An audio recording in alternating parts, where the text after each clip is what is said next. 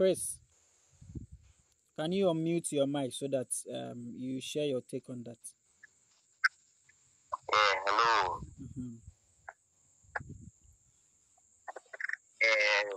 On the Manchester City match, Yeah. congratulations, guys. They did well. They fought hard and won. But it wasn't a because at the point in time, when it was getting to the end of the match, you could see Manchester City players were desperate to get a goal. And now, when City have the ball, you can't see the clear passes, how they possess, how they create chances.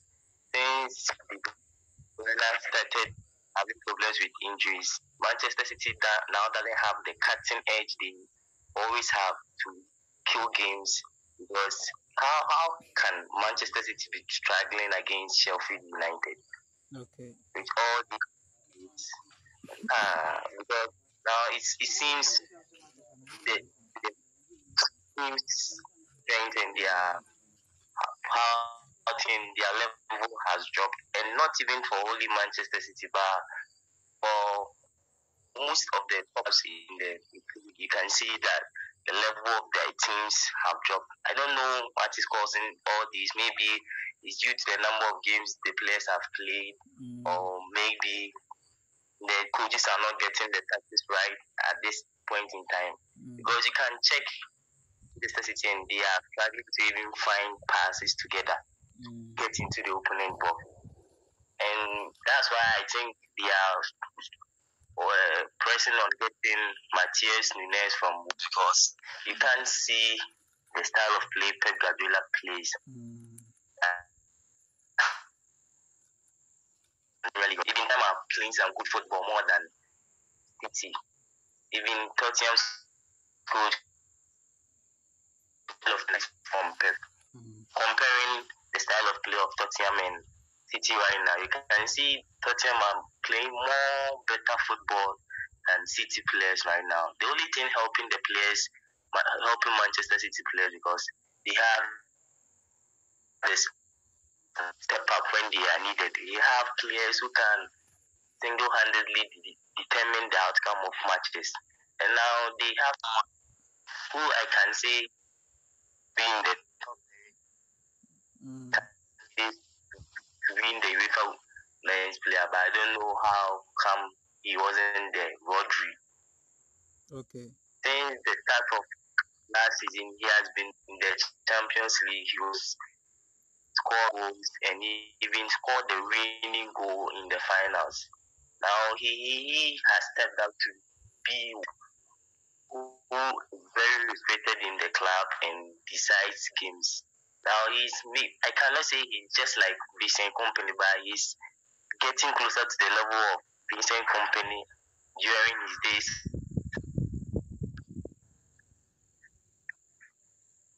I think they bounce back, especially after Pep has gone for his surgery.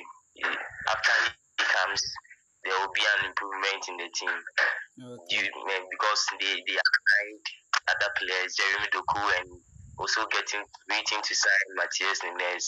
I think they'll get better because now everybody knows the Premier League for this moment is for Manchester City. They are all just like preparing for the Champions League because you can check the Premier League table now. All the big teams have dropped points except Manchester City, who still holds on to the 100% record. Okay. So now you all can see Manchester City doesn't play for the Premier League, but develops the team, everything for the Champions League. And looking at the other matches which also took place, Newcastle and Liverpool, Charlie, what a game. Called the Premier League. It is the kind of game that fell in love with the Premier League. Okay. Liverpool down to 10 in the first half, also down by a goal, and coming back to win the match 2-1, Charlie. Klopp is doing some wonders this season because this is the second time they have won a game with 10 men. Wow. This time around, more because they were down by a goal to nil, and they were also reduced to 10 men. Darwin fire really right did now. well. What do you make of Van Dijk red card? Oh yeah, at first I thought it was just a mistake, like how it has been happening throughout this. I thought it was a mistake on the side of the referee, but at the second look here, it's a red card. It's a red card because Van Dijk first he got to the ball, so he found that before he got access to the ball, and Van Dijk was also the last man. So he complains about this red card. This is not just on this, not like McAllister's one where the referee got all his decision wrong. This is a clear red card. I think many Liverpool fans will be saying it wasn't a red card, no, but it's clearly a red card because Van Dijk first fouled Isak before he got to the ball.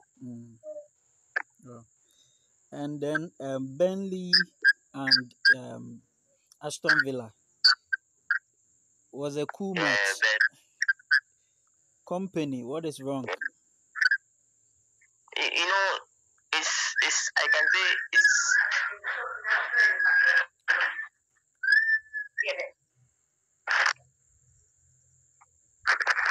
Company is lacking some leadership skills, or like they play they play good football. Yes. They have I think the problem is with the crop of players he has right now. Because looking at the players he has right now, there is no player with that experience to be able to play in the position. Because you can't even look at one, although they are good players, they are able to do well, but their level is not at the level of the Premier League. Now, I don't know why. Let's look at this from this side also. What if Aston Villa is also up in their games? Because looking at their performance so far.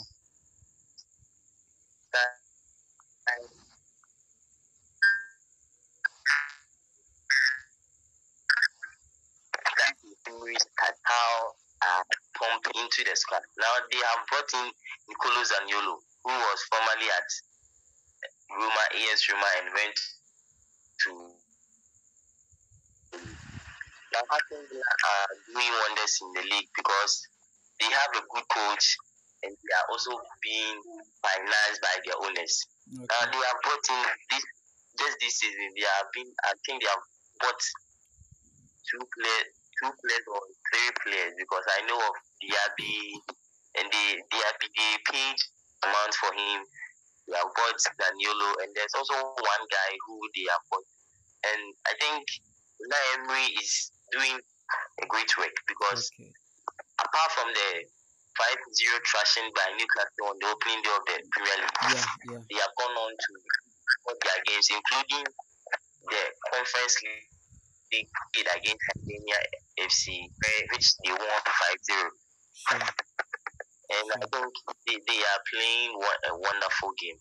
Now, the level of teams in the Premier League have raised up because the owners now understand that they need to invest in their clubs. So you can look at teams like Nottingham Forest, Aston Villa, Fulham, Newcastle. All these teams are now investing in their players. They are now buying new players, improving their facilities, and doing this will get you the results that you need. Because you can't just sit there and buy any kind of player you want.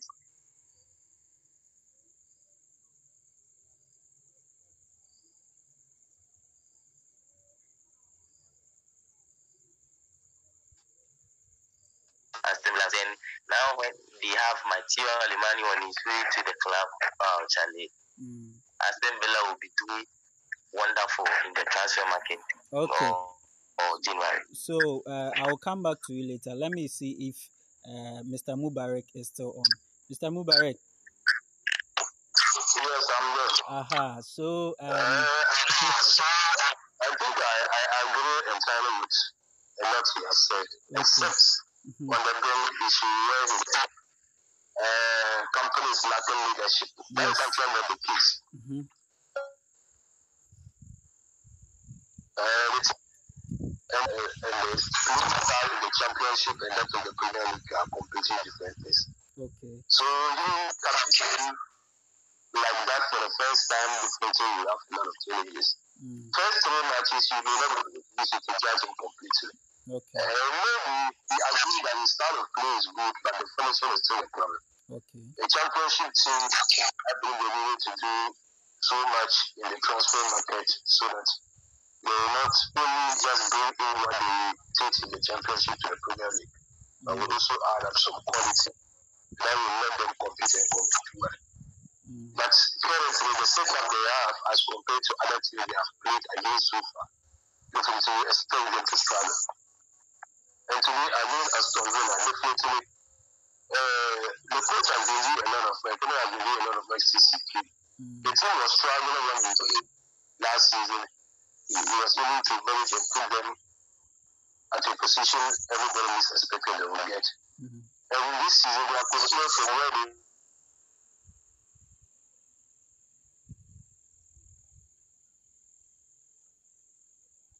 amount of such season, middle of last season to this season. So they are familiar with each other, they are familiar with the league, unlike Burnley. Okay.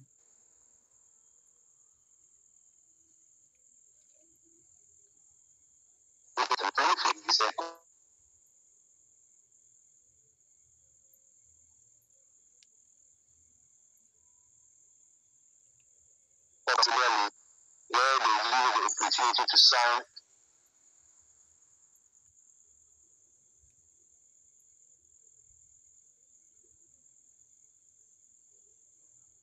So the transfer they are playing the challenge from where they are from the finishing. And then they can take advantage of the few days left in the transfer with the fixing some players. I believe they will do well. If for nothing at all, they will survive this season. So that they will be able to prepare well for next season. Oh, okay. So before we go on to talk about the AFCON Qualifies, the Ghana match, and then the squad, I was talking about something this afternoon. You see the way the EPL is up, and then the whole world and everything, everyone is talking about. Can't we see the same energy or a bit of energy in our local leagues? In terms of even when a player is supposed to move from one club to another club, the details, the transfer fee, and then how we ought to talk about the local league to make it more attractive for more people to, watch, go to stadium and all of that. Why is it not up like that as comparing it to the foreign leagues? I think I believe we still have a long way to go. In all fairness, our football administration in this country hasn't been the best. And over the years, as to when we think we are going to have an improvement, the following year is going slow. When we observed last year, I think there was some lack back to the Premier League. Okay. I think last year, after Coach took over, he was able to do some TR that brought a little bit of love back to the Premier League. Okay. But then, you can't go to watch a football match and pay, and you get the required quality and entertainment you so much desire. And it's not the fault of the players as such, but it's the setup. When a player is going to take 400 Ghana at the end of the match as pay, you don't expect the player to give his or her best play. That's actually what is happening in the Ghana Premier League. Not only the Ghana Premier League, all levels of football within the country hasn't been done good because of the facilities and the regulations and how much is paid to play. I think if you're going to get there, you should get to a point where FA will step in and say no club should pay a player less than 3,000 dollars a month.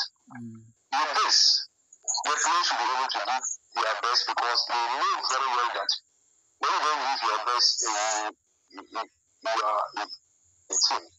3,000 dollars is lost every month.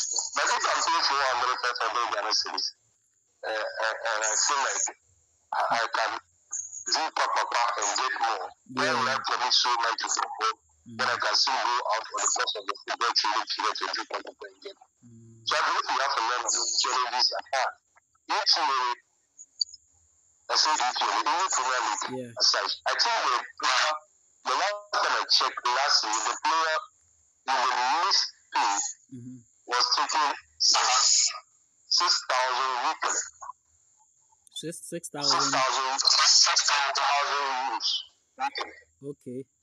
Wow. So 6,000 euros as compared, I think that is equivalent to what has to pay their players for the new when you convert. Who has actually a top-notch team in Ghana Premier League. Sure. So imagine the disparities in our desire to get to where they are. I think it will be very difficult unless we put more infrastructure and more structure that we will need. Our players are treated in the Ghana Premier League. Okay. Can we also... And the officiating. Okay. The officiating and the conduct of supporters that will attract investors. It is easy to fix a match in Ghana Premier League. Very easy. Unlike Ghana top leagues where when you fix a match, even if it will take 10 years for them to know that you have fixed the match and you have finished for that. But in Ghana Premier League, if you fix the match, it is talked about for 2-3 days, and that ends it. Players, supporters will invade the pitch, do that players, do that coaches, do that referees. At the end of the day, they say a committee is looking at it, and that ends it. Maybe the investor will definitely be attracted to such a league that doesn't betray anything positive. So I believe if we are going to get there, we need a lot of time. And that will start from all stakeholders involved, especially the FA. So that's my take. Oh, okay. Thank you very much. Chris, what do you make of our local league? What is lacking? How do we make it attractive? What's your take? All what he said, there are two administrative problems, money issues here and there. And also, one problem that's facing the local league is the lack of academies for the Premier League teams. You know, all the teams, we cannot compete with the teams from North America, South Africa team, the teams from South Africa, from North America, the Algerians, the Tunisians. You know, we cannot compete with them because our businessmen, our rich men are like one typical example is how the Kotoko is being run now. Now I hear Kutunfo has changed his mind and now he's ready to invest in the team, but he's also doing it the wrong way, in the sense that he's giving all the power to the coach to decide on which players are going to be used, which players that will be bought, and that's not how we run football, because I think Ghanaians don't really understand how the football should be run, because you can't give all the power to the coach to decide on which players to buy, which players to, because one typical example just happened, right? Kotoko has a 20-year-old forward. I've forgotten his name, but it's kind of fair. This boy got injured. He injured his ACL and has been sidelined for 11 months and just played his return just at the end of last season. Now, this coach comes in, Prosper Nategun comes in, just decides to sell the player because he doesn't see him performing. But this player has been sidelined for 11 months and you expect him to be at the top very soon. If not for the intervention of the IMC, this boy would have been sacked from Kotoko now. But because they don't have academies now the clubs are suffering. Always they are searching for players, they are looking for players to buy, and we all know the mass exodus of players from this country outside. When you take Brazil out from the countries who export players, I think Ghana is the second country which exports players. And so Kotoko doesn't have an academy, Hearts of Oak doesn't have, Mediama doesn't have. So always they are buying players, always they are buying players, always they are buying players. And the one problem too is when a season close ends, you could see one club just sacks like 11 players. Just recently, Mediama transferred 9 players from their team to, I think, Malta. Yeah, Malta. 9 players from their team to Malta. So this breaks up the spirit, I don't know how to put it, but this breaks the rhythm of how the club is progressing. Because how can you transfer 9 players? And I think a club is supposed to have at most 25 to 28 players, and you are transferring 9 players out of these 25 to 28 players. So how much more is there? And I don't think all this will be up to that standard, and I don't think they can maintain those left behind, because surely you have to keep the club afloat, they have to keep the finances of it, so they have to also offload players.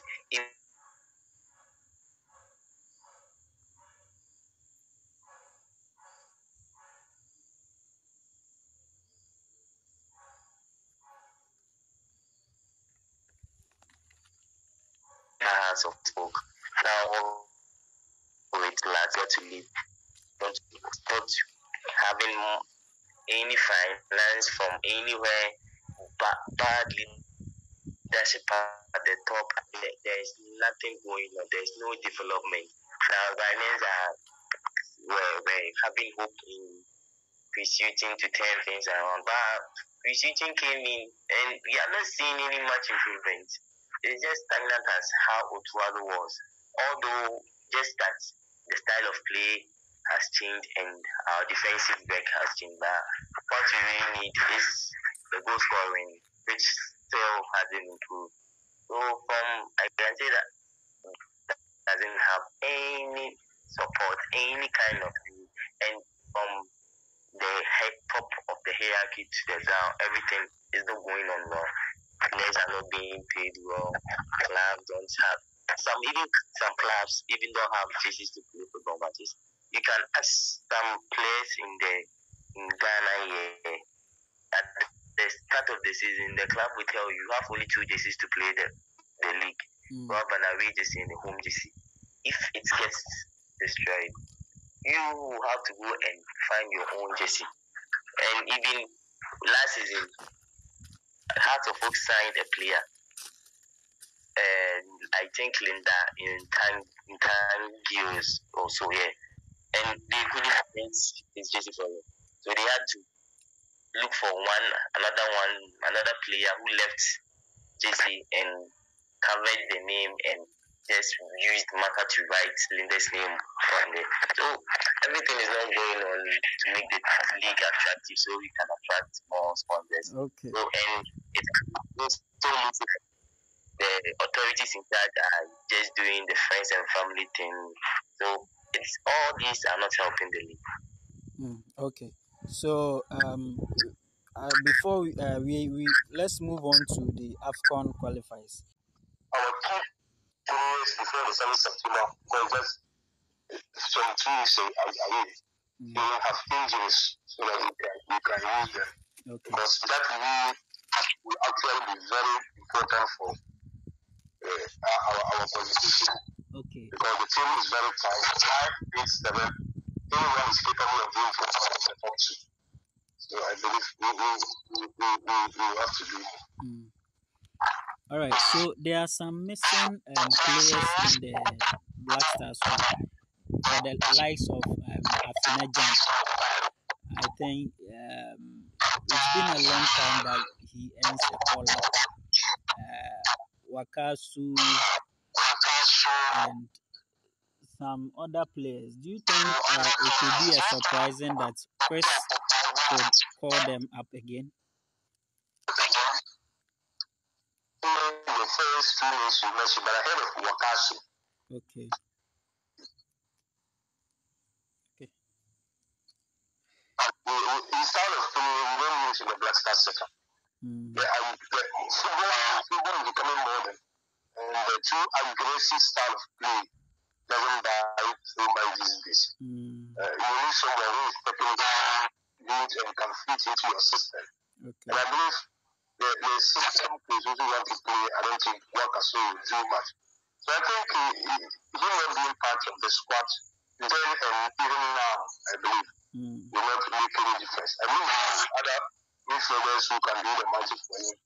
Even if you deploy Cruz into the middle, Sulemana and Co are still there. We have a lot of players in the midfield who can step in. So that we will be played at the league as he did in the last few matches. The way he is defeated, I don't think he out him like that. There are other key players you can rely on and get the middle results we want. I don't think we need to work as over. Okay. So thank you very much. Let me move on to Chris. Are you on, Chris?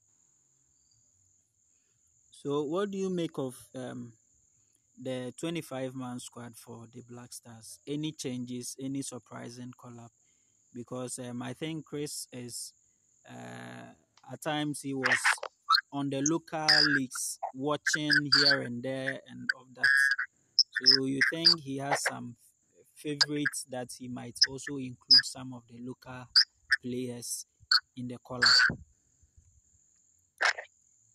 I don't think he will change his squad. Yeah, maybe make one or two changes, but I don't think he will change his entire squad because I think he's trying to play a certain system which we Ghanaians will appreciate because when you check from the last 2 games here, he's trying to introduce a play pattern to the national team. So changing many players in the squad, I don't think he'll do. So maybe one addition that will come in is Inaki Williams, who was injured for that game.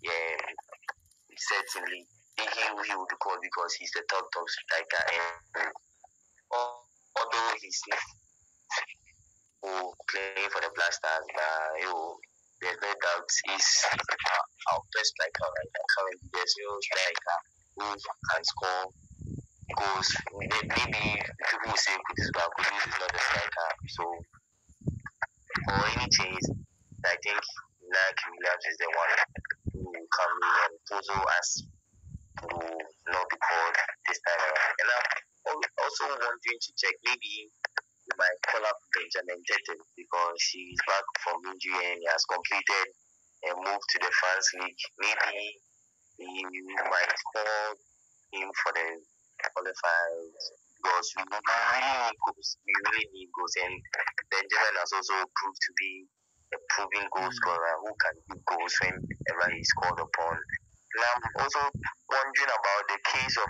our captain Didayu because Didayu has been with the club since June.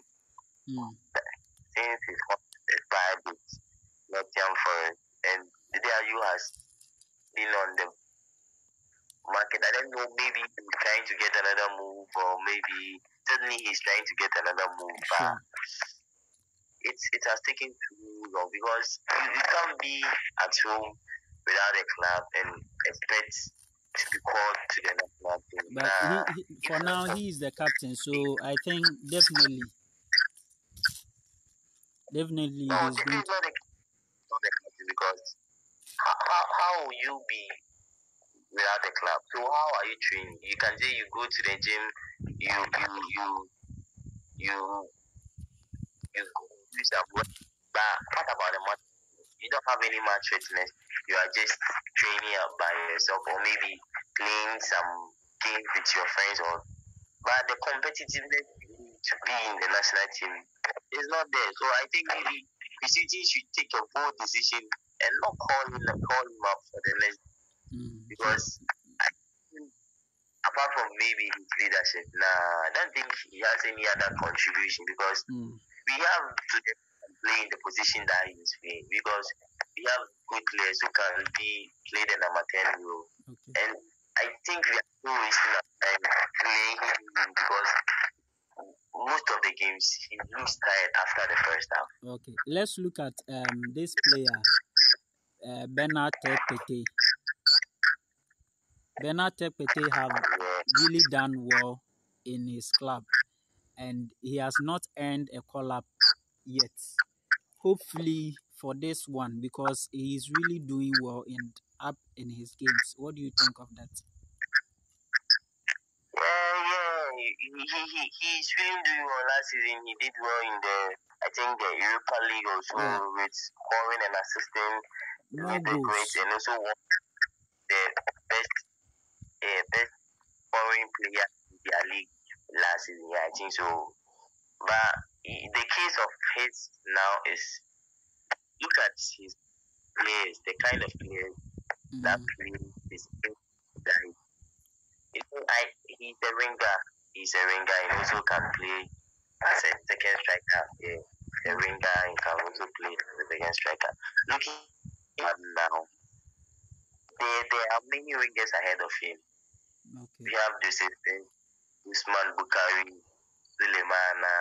All these players are ahead of him, and not to talk about of Ransford, who doesn't even get playing time in the national team. But you can clearly see that all these players are, and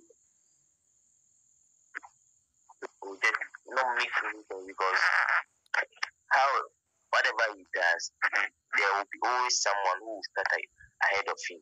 Because sometimes even Sulemana and Bukari, because we all can attest to the fact that Bukari is better than Tekete, Sulemana is better than Tekete. So calling him is just wasting our time, blocking the way for other players who could have helped the national team more. Okay, so going forward, 7th September would be Ghana against Central African Republic. What do you think is really going to be transpired? Are we going to have a win to secure us? It's still not clear how we are going to win this game, though. But I think we might find our way out from this game, because one thing that will help us is that their captain Geoffrey Kondobia is injured and will not be available for the game. That one is a good, which will it's not a good thing, but that one, it will benefit us. It will help us even have more control. Barring any surprises, their players might show up. But for the goal scoring, I think he can manage to score 1 or 2 goals here. Because, the shooting has been managed to build a solid defense for us. Not to say we have conceded less goals as compared to the previous era, to the previous coaches. He has been able to discipline defensively. So it's just, I think he will just work on his offensive game, and surely we will get a win or maybe a draw. But we are not going to lose this game. I don't see the Black Stars losing this game. So does this game qualifies us to the AFCON? 2 points to qualify for the AFCON, right? Yeah, I'm asking. So winning this match will just give us the automatic qualification to the AFCON, and we switch our minds to the World Cup qualifiers, which we have drawn one of the strongest opponents in Africa. Which is something difficult. We have to really, really be scared about that. Okay, I'll come back to you before we wrap up and end for today. Mr. Mubarak,